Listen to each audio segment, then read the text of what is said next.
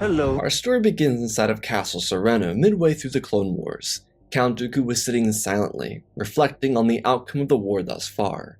He knew that there would be a day soon in which the Republic could transform. The Jedi would be gone, and corruption would dissipate from the system. What a prideful day that would be.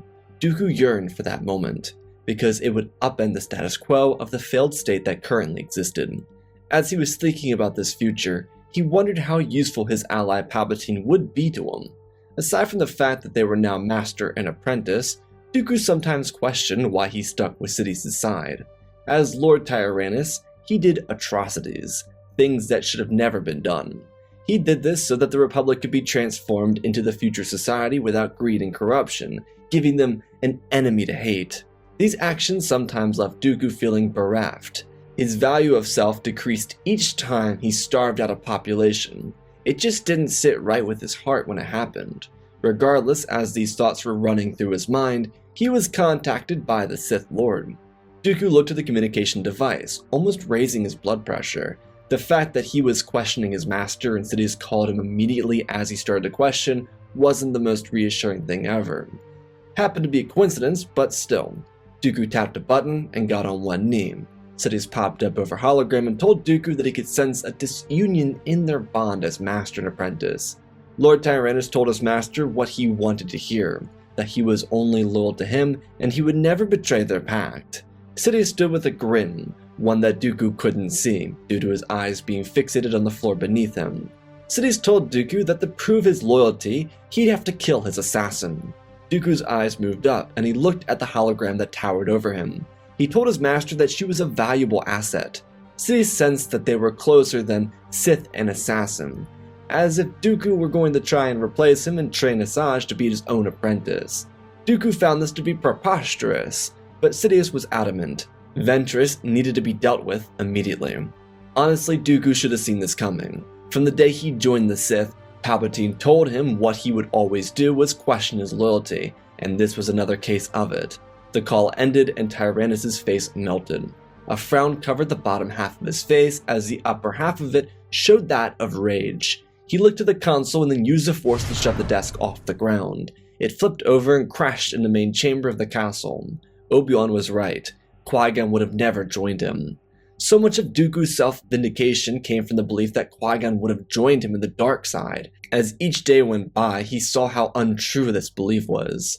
Dooku pulled a hollow communication device from the desk to his hand. He held it up and prepared to contact his Sith assassin. Was it worth it? Could he really just kill her? She was a useful ally. To Dooku, this was a clear sign that things would never change. As Lord Tyrannus, he'd have to follow Sidious's every command until he too was consumed by Sidious's power. What did that mean for Dooku? Did that mean that Sidious would replace him too? Because even if Tyrannus followed forward with this plan, he would replace Ventress. So naturally, Sidious surely would have a student lined up. It was clearly Skywalker, so why allow that boy especially to replace him? Dooku loathed Skywalker as it was. He then wondered, before ever contacting Ventress, why he never noticed this before. His rage subsided for a moment as he thought back on each time he questioned his loyalty to Palpatine, and how each time there was a great way to prove himself as loyal to Palpatine. The narcissist was the master manipulator of the galaxy. Dooku then went back to what would happen if he didn't have Ventress killed. He'd be seen as a traitor. There were emergency orders in Palpatine's arsenal. He could execute Order 99 without hesitation, and the CIS government and military would cave in on itself. Never mind the fact that 2 galactic-scale armies would be hunting him down. Perhaps that's why he never got this far. It's because Sidious's reach was intergalactic. There was no running from him anymore. His power was too vast. Dooku looked down at the communication device in his hands. A smile formed as he considered something to ensure that it never had to come to this. He had access to every Republic contingency order, because he was the one who created the clone army. If Sidious really wanted to threaten the life of Asajj Ventress, that he would make sure he paid with his life. There was only one way to do this. Dooku paused again.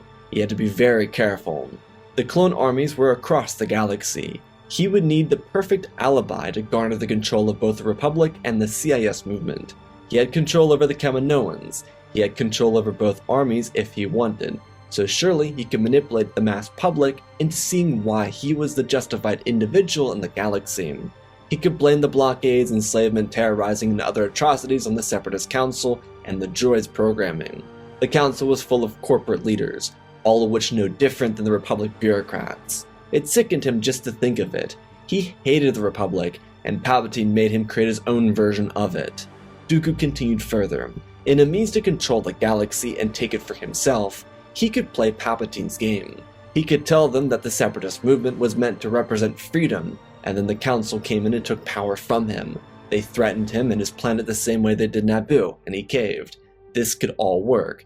He could convince the galaxy that he was a martyr, and while they might have a hard time believing it, if they were comparing him to Palpatine, he would look like an angel. The Sith Lord was an actual devil, and if the galaxy knew he had terrible plans and manifestos ready so that he could claim control over the Republic, then Dooku wouldn't look like the villain of the story.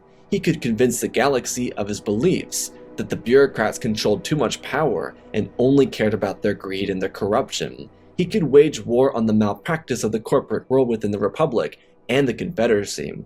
All he needed to do was convince the people that they were their enemies. Palpatine was the enemy because he was built into the system by rich bankers like Hega Damask, and anyone like Palpatine should be removed from office because they could be feeding off the corruption of PACs and super PACs within the capital of the galaxy. Dooku's initial rage subsided, and he turned the communication device on. He told Asajj exactly what he wanted her to do. She was to crash her ship, allow it to be destroyed, and take a shuttle. He wanted her here on Sereno. The war was going to change drastically. When Dooku issued out his orders to have her ship destroyed, he ended the communication with peace, the kind that he knew his master would look for. When Tyrannus called his master, he informed him of the truth. The truth that was, Asajj Ventress was targeted and reported as killed at a battle somewhere in the Mid-Rim. Sidious thanked his student for his loyalty and reminded him what their future would gift them, before ending the communication. Sidious ended the call from his end and turned to Masameda. He wanted his personal shuttle fetched. Sidious planned on going to the Mustafar system so that he could turn the droid armies against Dooku. It was the best place for him to do it. Sheev knew that this was a betrayal, one that he hadn't foreseen. This only proved to him that he needed to be more aware of his next student. Dooku was too bright to keep under a microscope. Skywalker would need to be manipulated in the perfect way. Though Palpatine needed to make other arrangements before going to Mustafar, he prepared the Viceroy of the Trade Federation with his new orders. Everyone else inside the Separatist Council would be killed. Newt Gunray would take control over the corporate and political reins of the Confederacy. Palpatine obviously didn't want to trust a dull Nemodian, but it was the only thing he could do at the moment. Newt was foolish enough to think that he was some sort of chosen one of the Separatist movement. He could bite the bullet for as long as Palpatine needed. Plus, without any other rivals around him, and full control over the corporate commands in the CIS alliance, Gunray would feel vindicated for his betrayal of his allies. He'd have more power and credits than the Trade Federation ever had in their history combined. Palpatine needed to act quickly. He didn't know what Dooku was doing, but he was very sure that Dooku would be acting quickly against him. This was the truth. Dooku had Ventress return to Sereno, and as she was coming home, he was in contact with the Kaminoans. He requested every Republic frequency number, and he demanded them immediately, promising Lama Su that in an effort to pay for his loyalty, he'd be paid handsomely for cooperating with his diligence. The Kaminoans were already loyal to Dooku, and they were already in on the joke. It was just a little odd how Dooku didn't have all the communication frequencies for the Republic, but the long-necked cloners acted quickly. They siphoned through all their data and quickly transmitted it to Dooku. It was a race against time. The Kaminoans were working against Palpatine, who was at the moment explaining to Newt Gunray what his objectives were. Dooku and Palpatine knew the other didn't trust them. It wasn't just based on their communication, but a feeling through the Force. Dooku quickly got all the information he needed and sent out a long-range communication to the clone army. He was shrouded under a hood to make sure his face wasn't recognized as the leader of the Separatist movement. The Count of Sereno spoke with a hypnotic voice. He told the clones that their time for freedom had come. The Jedi around the galaxy weren't in on the communication. Their clone commanders stopped mid-battle, or just walked away from them. Some of these Jedi kept their eyes opened, while others didn't. All that was true was the fact that Dooku spoke to the clones. He told them that their freedom was here. Rejoice in it. Execute Order 66. Though Tyrannus wasn't finished. In an effort to contain Palpatine, he targeted High Command on Coruscant and executed a chain of commands, simply reading them off the list that both he and Palpatine had: Execute Order 10 and Order 133. The 10th command could be used galaxy-wide or on an individual planet. In this case, Order 10 revolved around locking down the airspace of Coruscant. Anyone trying to leave or come into the system would be shot out of the sky. No one was to abandon the city planet without official permission from Dooku, ironically. Order 133 was a lighter version of 72 and 73. Instead of executing all the senators in the capital or wherever they might be, 133 was to round them all up and simply capture them. Dooku wasn't finished yet though. He knew that Sidious was elusive, so he gave the order on Coruscant to execute Order 65, kill the Supreme Chancellor of the Galactic Republic. It was chaotic too. This was the middle of the war. Everything was at a standstill. There were several armies on Coruscant, not to mention numerous fleets. So with the rest of the clone army targeting the Jedi and executing Order 66, Coruscant turned into a bloodbath. Clones stormed the Senate and executive buildings. Their orders were clear: capture the senators, kill the Chancellor. Palpatine was already in flight when these orders came in. He was getting ready to leave the planet atmosphere when the pilot of his ship, a clone trooper, steered the vessel down towards the ground. With Order 65 running through his mind, there was no better choice than the kamikaze to ensure the Chancellor's death, considering the pilot didn't have a weapon. Palpatine quickly ran to the front of the ship and ignited his lightsaber into the back of the clone, before throwing him out of the seat and grabbing the controls of the vessel and pulling up. Sidious was a remarkable pilot, even in his old age, as he barely missed slamming into the ground. But this wasn't over yet. The clone pilot had informed Republic Command that he was going to crash the ship with the Chancellor, so LA-ATs, ARC-170s, and V-Wings were already on their way over to make sure Palpatine was killed. Because the ship pulled up, all these fighters started tearing after Chancellor Palpatine. In space, the Fleet Command issued out orders to send divisions down to the Jedi Temple. Master Saesee Tiin was killed in his flagship, with Master Eth Koth getting killed in the hangar bay of his ship. On the surface, Ahsoka was mortally wounded and Anakin was fighting off clones while trying to carry her to safety. The temple, on the other hand, was blindsided. Without a dramatic march, the clones sent out LA-ATs, bombers, and of course a Venator or 2 or 3 or 4. They didn't need this to be a siege. They needed victory. The Jedi across the galaxy felt this shift in the Force. Inside the council chambers, Obi-Wan spoke up, asking Yoda if he felt that change. He nodded his head. Mace Windu turned to Plo, who was also in the room, and asked if he felt it as well. The council members all looked to each other and wondered what it could be. Master Opa Rancisis asked what it could be. Before the council could come to a conclusion, a spat cannon opened fire and ripped a hole not just through the base of the tower, but the temple itself. The council members were all shifted from one side of the room to the other, slamming against the glass and tumbling down towards a fiery explosion. As they fell, another Venator fired a spat cannon, and then 2 more opened fire with all their heavy turbo lasers. LA-ATs encircled the temple, blasting away the few Jedi who ran outside the temple in the chaos. The ARC-170s unloaded heavy bombs into the temple to make sure that whatever the Venators missed were covered. The ancient grounds of the Jedi was in ruins, but that wasn't the end. Across the city, Anakin got into a small corridor to hide from his troopers, many of which he was forced to kill. He held Ahsoka's hands as she died in his arms. He couldn't believe it, but he was filled with rage. As he prepared to run out and fight off the clones, his former classmate, Barriss Offee, ran up and stopped him. She was limping and she was on the run. Luminara had sacrificed herself for her student. It was completely coincidental to run into each other, but she told Anakin to run. The temple was in shambles, literally destroyed. Skywalker didn't even know that. But the time of the Jedi was at an end. Inside the Senate building, the clones of the Coruscant Guard were rounding out the politicians of the Galactic Republic. Anyone who did not comply was stunned and chained up in the main chambers. Same went for the executive building. In the middle of the city, clone pilots chased down Palpatine. He was ducking and weaving through skyscrapers inside of his Republic shuttle. V-Wings and ARC-170s were trailing behind him, with an assortment of LA-ATs using their ball cannons and troopers inside the bays, firing at the shuttle. It was like a broadside, but the clone trooper blasters couldn't penetrate the hull. Palpatine was using the Force to expertly avoid dying, but he wasn't doing as well as he hoped he would. What he was unaware of was a pair of Arquentans-class cruisers following him above the city skyline. So while he was being chased through the city with rockets, blasters, and anything else slamming into buildings, civilians, and whatever else, He was being led into a trap. Palpatine bursted through a seam and sped up towards the atmosphere. As he moved, he could see from his peripherals the Arquentans coming for him, and he tried to duck back down into the city, but they both turned on their tractor beams, which ironically started to rip his vessel apart in midair as he was stuck. What followed was the bombers which had been trailing him unloading their rockets into his ship. Tragically, Palpatine was pulling a move from Anakin's book. He was going to jump out of the ship and glide to the surface of the planet.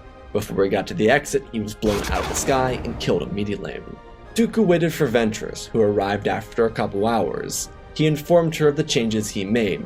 She told him that she could sense it, and he smiled, telling her that together they could make a system of government that did not rely on ancient religions of the past. She asked what he meant, and he expressed that he was adamant to destroy the Jedi and Sith. She wanted to know why, and he told her that Palpatine tried to have her executed. If he obeyed, she'd either be dead or on the run.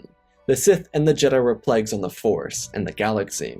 It was time to let them die. She looked blankly for a moment, thinking about how to respond to this. She then agreed, believing that he was right to think that. They were bad for the galaxy, and if they allowed them to continue holding their dogma over the politics of the galaxy, then they would send themselves back or regress. Ventress then asked what came next, and he explained the rest of his plan, and how he was going to put the war on the back burner.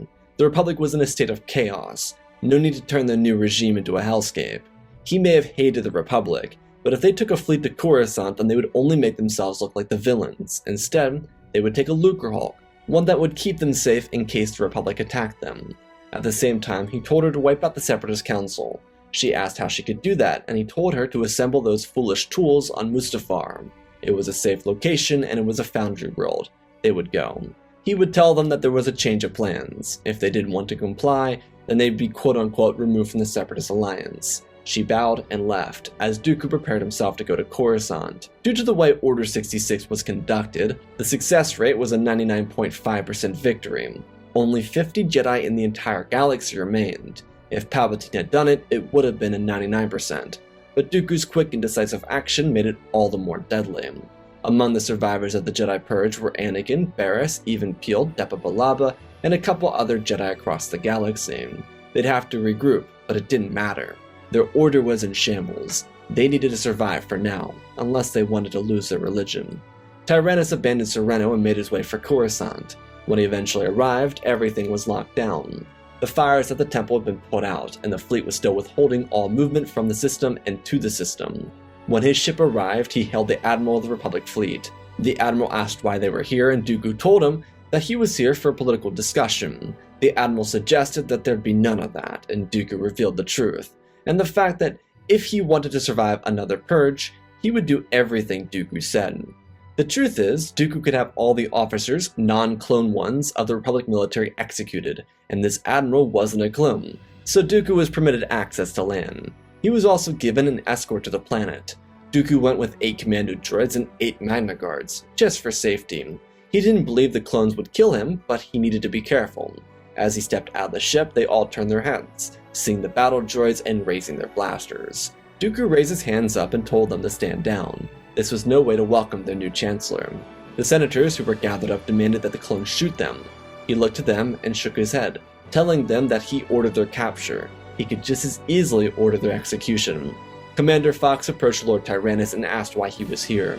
Dooku told the commander that he was here to end the Clone War, and he was here to reveal the truth about the now dead Chancellor Palpatine. He asked Commander Fox if he could be escorted to the main chambers of the Senate building. Fox told him that the battle droids needed to remain here. Dooku nodded his head and moved his hand to the side as the droid stopped in place and waited for the next orders. Dooku spoke to Fox about what he could do, and the clone commander didn't see any objections with it. The only reason any of this was allowed was because their orders were complete. Those orders also came from Dooku, which Tyrannus explained to the clone commander before anything got too hostile. It was certainly a tense situation, which is why Dooku expressed his desire to come here for peace, which in all actuality was the truth. He didn't want to continue this war. He wanted to bring peace to the galaxy. When he got to the Senate chambers, he started a broadcast, one to the entire galaxy. He told the truth of the Clone War, one that elevated him to look like a martyr. He explained that he created the Separatist movement in spite of the corporate greed of the Republic. When he realized that the Jedi and the Republic were too corrupt for their own good, war was waged. During his time as Separatist leader, he watched the corporate minds that supported his movement oust him from power and take his grip away from the Confederacy. They bought into his movement, similar to how they did with the Republic. In the process of this, he explained that he learned of a troubling secret. Palpatine was a Sith Lord, an ancient rival of the Jedi. Tyrannus had gone back and forth about using this card, but he decided last second to use it. He expressed that Sidious was behind everything. As he learned, Palpatine had plans to exterminate the Jedi. He had plans to turn the Republic into a dictatorship and rip the foundation of democracy out of it.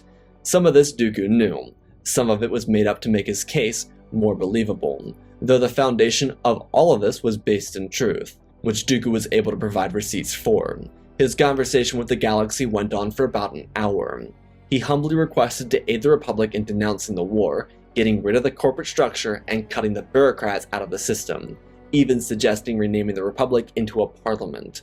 One not just for the core and the mid-rim, not one made of the Confederacy and the Republic, but an intergalactic system, one that didn't forget about the Outer Rim, and one that didn't buckle to the greed of corporate credits.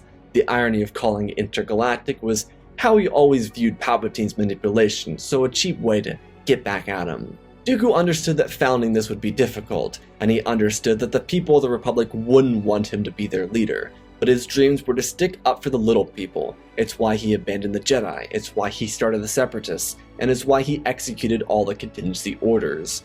He told the Republic his truth, and he left it with them before leaving. As he did, he asked that Commander Fox escort him to the Chancellor's residence, while locking up all the captured senators. He wanted the people to make the decision. Fox was able to accommodate Dooku. Now he was doing it because out of everyone, this seemed like the most sound leader for their system. The greatest concerns voiced by the people of the Republic were the fact that Dooku lost control over the Separatists, which was the biggest hole in his argument, and of course the fact that he waged war on the Republic. The biggest counters to both of those points were the fact that the Separatists needed funding from the corporations to even stand on its own. The Republic didn't need them, they just let them seep into their system. And the other argument for Dooku was the fact that he waged war on Palpatine, who was proven to be behind the Clone War as it was, not to mention the Jedi, which did nothing to stop the war from happening. These debates for people would go on. The following 3 weeks would be very tense for everyone. The Confederacy felt betrayed by Dooku, and he knew that they would feel that way. Tyrannus also showed off the fact that the Separatist Council was killed on Mustafar, proving to the people that Dooku wasn't going to just let these corporate minds get under his skin. The war itself came to a standstill because of this, an actual ceasefire. General Grievous was the least pleased out of anyone, and in an effort to do something about this, he went to Coruscant.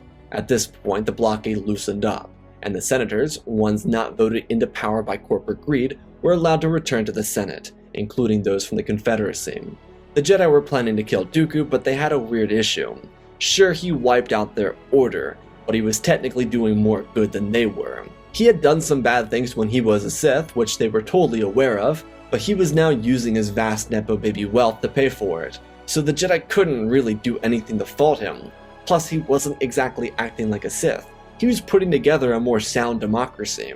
Regardless, as the Jedi were planning for their potential revenge, General Grievous landed at the Executive Building, where Dooku was.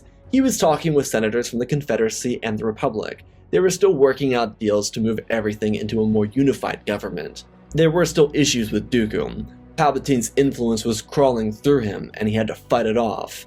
With Satine and numerous Neutral Systems Coalition representatives present, they were working on a deal to bring the galaxy together, which really helped Dooku with fighting off those demons.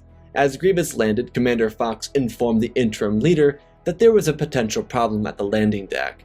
Dooku excused himself from Palpatine's former office and walked over to where Grievous waited.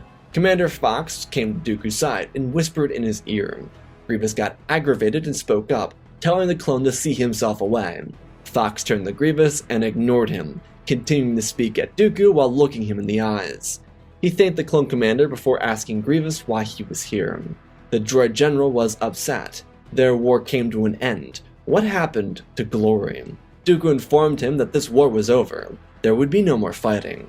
A small back and forth commenced, a bickering of Grievous telling Dooku that he could take the droid armies and wipe them out. But Dooku was adamant that those armies did not belong to Grievous. They were under the command of this new parliament. His war could be waged in the Outer Rim, but his glory with a fight against the Jedi and the Republic was over. Both were dead. There was no more fight here. Grievous ignited his weapons. He required more glory than orbital bombarding a slug palace. He required triumph, and he would get his first taste of it here. Despite not arriving with a fleet, he could still kill Dooku, and then Fox and whoever else he needed to. There were droid forces inside the building that could support him.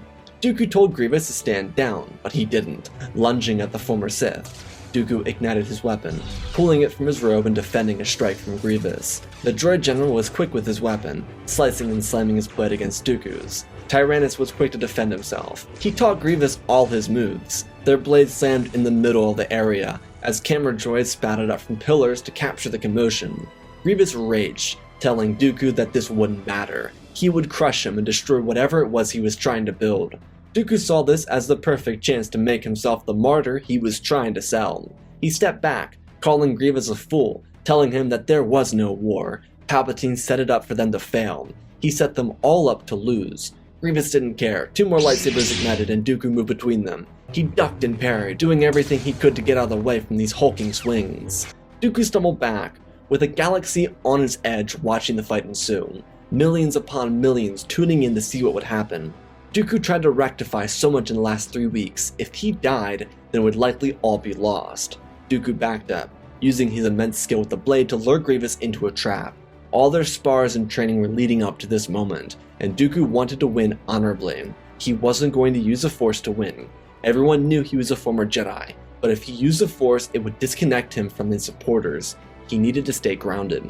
He spun back before getting kicked in the chest and being flung back into the ground. Grievous leapt across the floors to hit Dooku, but he rolled out of the way before jumping to his feet and cutting the wrist off of Grievous. 3 lightsabers fell. Their blades collided again, and Grievous stood up higher, showing off his immense height in a manner to demoralize Dooku. But he had faced worse before. Dooku swung under Grievous, ripping through another arm before rolling behind the droid, who swung where Dooku should have been. It was a move he taught Grievous, knowing he would on instinct react the way he always did. The droid got angrier, seeing that he was duped, swinging with more momentum, forcing Dooku to defend himself. As he held his own, his lightsaber slipped from his grip and he looked at Grievous. The droid general swung down, but Dooku evaded, doing everything within his power to avoid using the Force.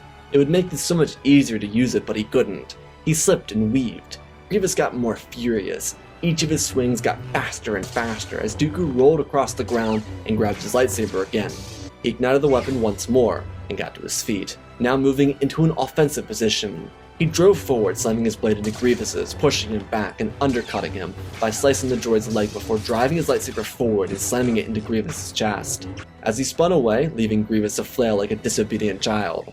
It was only a matter of seconds until his circuits gave out and stopped powering his heart. Grievous then fell to the ground and died shortly after the strike was made. Dooku stumbled back as Fox grabbed his shoulder and asked if he was alright. He smiled and nodded his head, thanking the clone commander before making his way back to the meeting he was just in. Since he had obtained control over the clone armies, he revoked all the initial orders, giving out Order 150 to stop the inhibitor chips from controlling the clones. They were good soldiers and fiercely loyal. He made sure he did everything within his power to make sure they were compensated for their service at the galaxy. The Fallen Order, a galaxy away, would struggle. Anakin wanted revenge, but Masters Even Peel and Depa Billaba urged against it. They didn't agree with how things were done, but Dooku was the right change the galaxy needed. Skywalker was enraged, and he planned his own execution of Dooku, as he broke away from the shambles of the Jedi Order. Though upon reaching Coruscant, he would be dissuaded. Padme was one of the few surviving senators, because she wasn't put into office by corporate greed. Dooku may have tried to kill her numerous of times, but it wasn't ever personal. He was operating on behalf of the Sith at that point. The two of them had a one-on-one session, where they voiced out their grievances with the other. The main thing Dooku said is, he might not agree with all of her policies, but a strong-willed senator was needed for a functioning government, and she perhaps was one of the strongest-willed ones he ever knew. So, could he honestly be mad at that? This new system needed people like her. Anakin was ready to kill Dooku when he arrived at Coruscant, but Padme told him not to. This wasn't exactly the convincing he needed or wanted, so he went to face Dooku alone. At this point, still what would have been midway through the war, Anakin was nowhere near Dooku's skill, and he was way too emotionally unstable to stand on his own. So what ended up happening was Dooku and Anakin fought, Dooku beat Skywalker and then offered him a choice: live or die. Dooku held Anakin's lightsaber and his own across Anakin's neck in an X. Dooku had single-handedly won the fight because he wasn't holding back as Palpatine would have wanted him to. He told Skywalker that Ahsoka wasn't his target, the Jedi Order was. He sincerely apologized that she had to perish, but the Order was toxic on the galaxy. Anakin didn't need to forgive Dooku, or the clones for the death of Ahsoka, but he did need to see that this system was a system that his wife had been fighting for. It was the same system he had fought a war to protect, except in this system, the people didn't suffer. Slaves in the Outer Rim like his mother would be freed, not out of corruption but out of a conscious choice, one made by a system of government that actually cared. This was a tough choice for Anakin. He hated Dooku, and he always would, especially because of how Ahsoka died, but it was the truth. Dooku never targeted her. He just sent out an order. Skywalker would reluctantly accept these terms and spend the next 8 months training to kill Dooku, and then at the end of those months, he would decide not to. Turns out having a relationship with someone in secrecy hurts his foundation. Without the secrecy, Padme and Anakin were able to have a real relationship, one that helped him let go and grow as an individual, especially as he watched his home planet liberated by the new system of government. Anakin wouldn't ever forgive Dooku for Ahsoka's death, but he did come to appreciate what Dooku did for the galaxy. The Jedi Order of old continued for a couple more generations until eventually dying out, and becoming a relic of the past, just like the Sith. Dooku's influence over the intergalactic parliament would last for a millennium. Sadly, Dooku died in office, but who replaced him was surprisingly his greatest political rival, one who came to respect him in many ways. Padme would take on the seat that Dooku held, but even as the seat was one of leadership, it could never acquire power like the role of Chancellor once did. Dooku would fulfill his promises to the galaxy.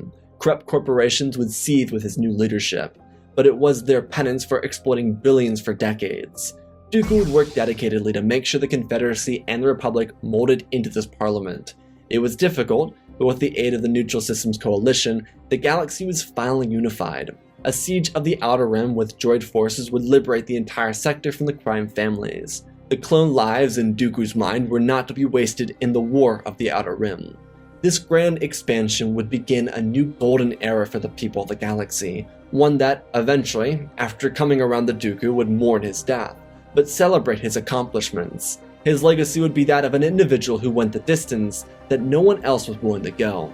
His loyalty to the people of the galaxy earned him eternal recognition as the father of one truly unified galaxy. And that, my friends, is our story. Again, special thanks to all of our patrons: Benjamin Wells, M, Django Fett Clone, Nick 5098, INTJ Recluse, Ben Ingram, The Big Red Pure Mark, Diamond Constant, Darth Nemesis, Lord Tibbs, CC2024, Galvin Gaming, Tristan Mandalore, Sir Realm 1767, Darth Revan, Granddaddy Ban, Laliand, Sky Guy, Penguin, Cullen Rooney, Shark Midori, RJ38, Nick, Michael Erlanger, The Last Jedi, Apollo, Weewu 670, Annika Stank Runner, CT7567, Toaster Oven, Oz of Oz, Darth Knox, The Eternal Padawan, Joshua Tem, Johnny Naguin, Sansa Skeleton, Jedi Sloth, Mr. Yeet Gamer, Lord Cali, Galaxy 66, Man Studios, Anakin 003, Lord Draken, Fortress Legacy Star Wars, Airbus, Rex the Wolf, The Man with the First Names, Baron Joshua, and Lord Deadwing for supporting the channel. Smash that like button. Let's talk about this story. This one's a little bit slower, with a lot more emphasis on the political side of it, and I think with a Dooku story, it needs to be that way. I think it kind of touches upon the side of Dooku that we don't really get to see a lot. Dooku, after joining the Separatists, really becomes a bad guy. Like, you can't excuse him for being the bad guy. He is the bad guy. And so I kind of wanted to take him being the bad guy, but also see how he could go back on that without the Sith overriding his actual needs and desires. And that was kind of what led to the conflict with the Jedi, is how he's technically the bad guy, but is he really? Because he's doing better than they did. And so that was kind of that conflict with the Jedi and Dooku. So anyways, I hope you all enjoyed. I love you all, spread the love, and always remember, my friends, may the Force be with you.